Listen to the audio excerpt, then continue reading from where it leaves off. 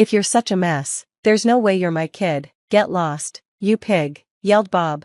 Bob and I stepped in to protect Luke. If you won't recognize Luke as your own son, I'll take him in. Days later, when they saw Luke on TV, they came to our house, saying, "Luke, come home with us." Luke asked, "Who are you guys?" "I'm Katherine Johnson. After my husband passed away a few years ago, I've been living alone in a big house, and it's been very lonely. My days were boring, except for one thing, seeing my grandson Luke.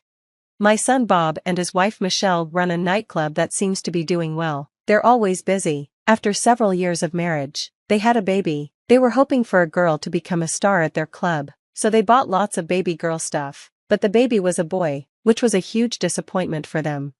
You'd think they'd love the baby anyway, but that wasn't the case. Bob and Michelle showed no interest in him and didn't even care about his name. I suggested a few names, and they picked Luke.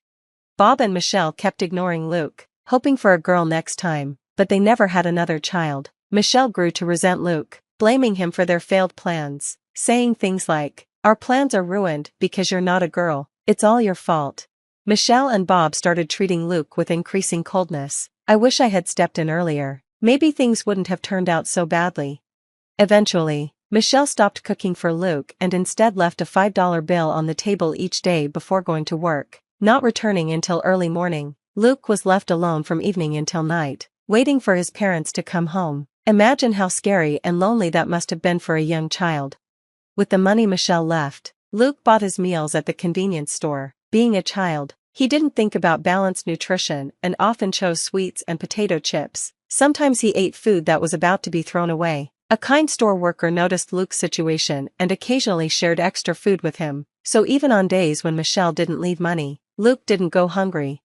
By the time Luke was in 3rd grade, he weighed over 150 pounds due to his unhealthy diet of sweets and convenience store food. Bob and Michelle were unhappy about this. They started being verbally abusive, calling him names and telling him he was a burden. They said things like, "Look at how fat you've gotten. You're not my child, you're just a fat burden. Get out."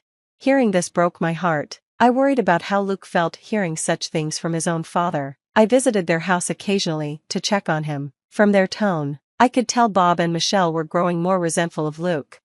One day, I went to their house to see if they were mistreating Luke. As soon as I opened the door, I heard Bob yelling, "There's no way a fat kid like you could be my child. Get lost, you pig." I rushed towards the noise and found Luke lying on the floor, with his hand on his cheek, suggesting Bob had hit him. I quickly moved to protect Luke from Bob. Luke looked up at me with a vacant, resigned expression, which made me regret that such a young boy had to endure such pain. Bob seemed oblivious to my arrival, his eyes wide with shock. "Do you even understand what you're saying?" I shouted at Bob. "Luke is genuinely your child."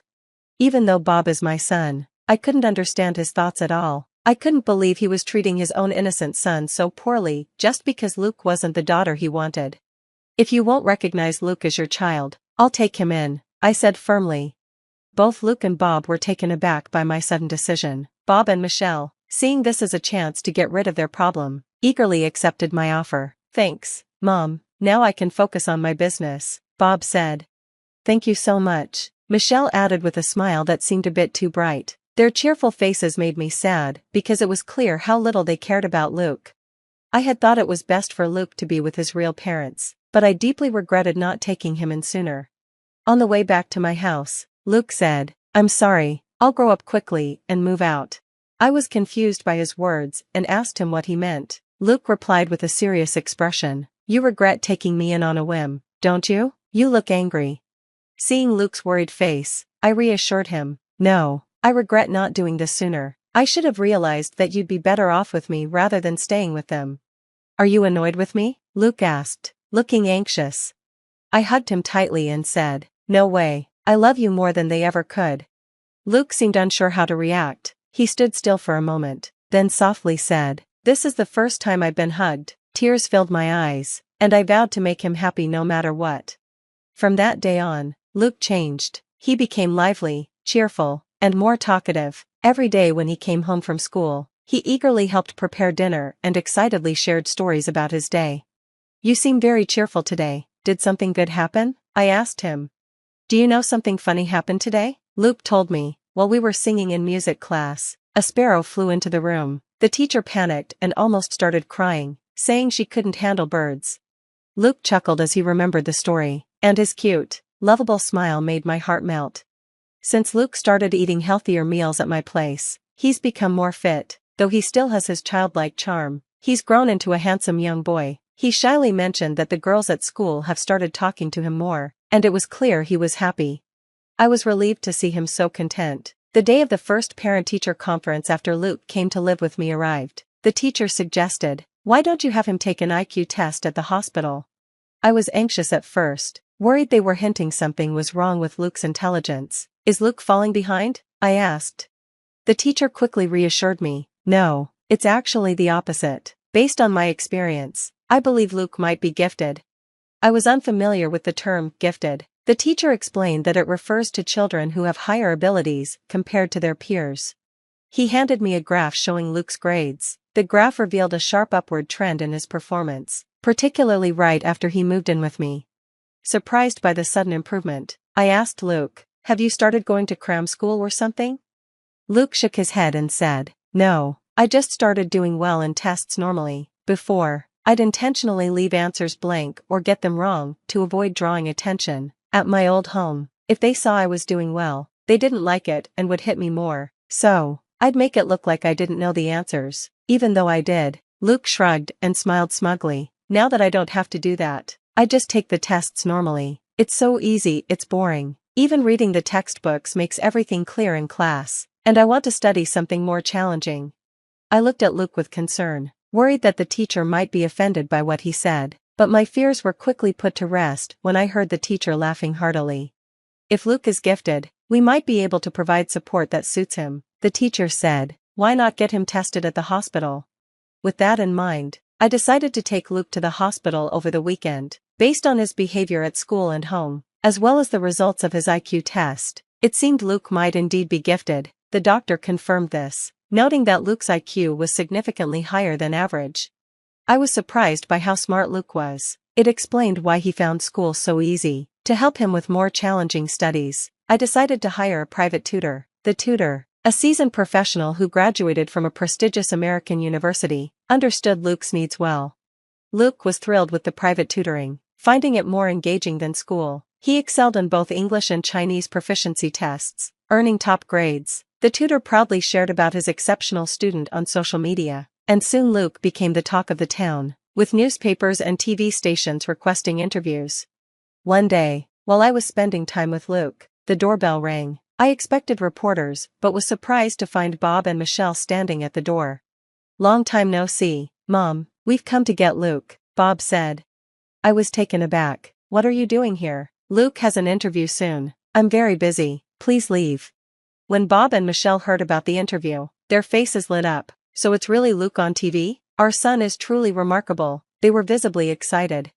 Bob and Michelle exchanged eager looks and then excitedly shared their plan. "If Luke comes back, our shop will be secure," Bob said. Michelle nodded vigorously in agreement. "If we get customers coming in to see Luke, our sales will go up. In the long run, we could even let him manage things for us. It would make our lives so much easier," Bob and Michelle said. I was stunned by their selfishness. After rejecting Luke as their child, they showed up to take him back now that they realized how talented he is. A child isn't a possession to be used for personal gain. Don't they understand that? My patience was running thin, and I was ready to confront them when Luke appeared behind me. Seeing Luke, Bob and Michelle broke into smiles, which only added to my irritation, but their smiles were quickly shattered by Luke's words. "Who are you guys?" Luke asked, staring at them directly. They looked confused. "We're your dad and mom. You're our beloved child, whom we suffered to bring into this world," Michelle said. Her claim made me sick. How dare she call him her beloved child? Just as I was about to respond, Luke smirked and said, "My only family here is my grandmother. I don't know you people who abandoned me." "Luke, that woman is your grandmother, not your mother. Come back home with us," Bob said, trying to persuade him gently. Luke glared at him. "My home is here with my grandma. Unlike you, she's always shown me love. You abandoned me, and now you want me back because you think I'm useful. You're not my parents."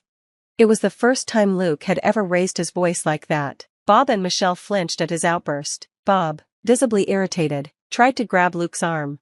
Just as I was about to intervene, A voice called out from behind Bob. Is what he said true? Did you abandon him? Journalists had started to gather, their faces serious, as it was time for the scheduled interview.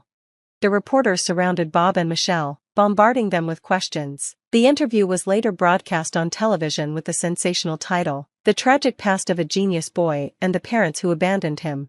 The impact was huge. Bob and Michelle faced backlash on social media and received countless angry calls. People were outraged, asking how they could abandon a child just because he wasn't a girl and accusing them of manipulating him for their own convenience. Crowds gathered to see the faces of these terrible parents, and their business suffered greatly. In desperation, Michelle reached out to her own parents for help but received a cold response. "You reap what you sow, deal with it yourself. We have no intention of helping anyone who abandoned their child." Bob and Michelle were widely scorned and abandoned. They reportedly cried out in frustration, "Why is this happening to us?" I hoped this would be a wake-up call for them, though their attitudes suggested otherwise. After the incident, Luke and I decided to move far away to cut ties with them completely. I respected Luke's wish to sever all connections, and we relocated to prevent them from approaching him again.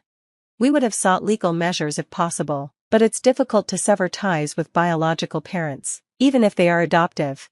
At Luke's new school, he made a good friend who seemed to understand him well. Luke would bring him home, show him his homemade programming projects, and excitedly explain his interests. While I found some of Luke's interests hard to follow, his friend listened attentively and nodded along.